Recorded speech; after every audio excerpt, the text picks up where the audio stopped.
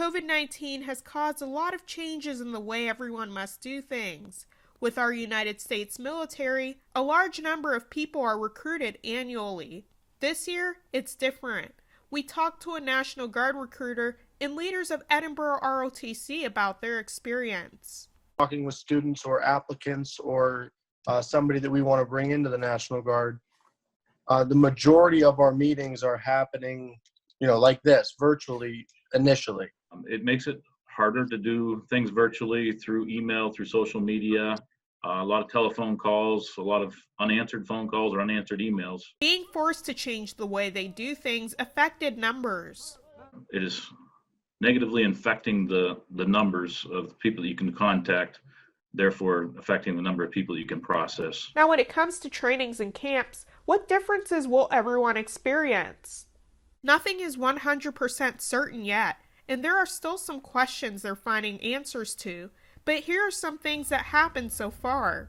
As far as training, we've done a few online training scenarios, but nothing where students have been face-to-face or personally interacting. We do have to sign paperwork or go down to MEPS, which is the Military Entrance Processing Station. We have masks on, there's hand sanitizer everywhere. 5,000 or 6,000 cadets that would go through advanced camp every year at Fort Knox, they're not going to do that this year. They're going to handle that kind of training at the campus level. So what we're going to do this summer is Gannon, ROTC program, Edinburgh, Slippery Rock, IUP, and Pitt. We're all going to get our teams together at the end of summer, if we're still allowed to with the environment, and do our own advanced camp. What about the graduating ROTC seniors from this year? They'll be going off to their initial training throughout the summer, and when they arrive at those training sites, they will go into a 14-day quarantine period before they put them all together, a couple hundred students into the one class, to make sure everybody's clear and able to.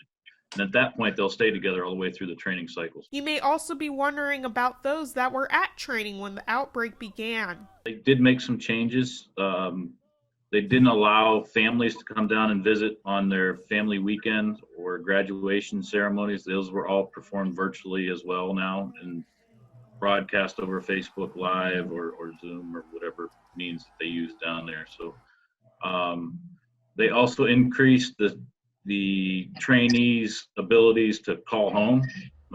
They wanted them to call home at least once a week. Normally that didn't happen until later on into the training cycle, but they increased that opportunity for them to maintain contact with their families back home to let them know that everything's safe.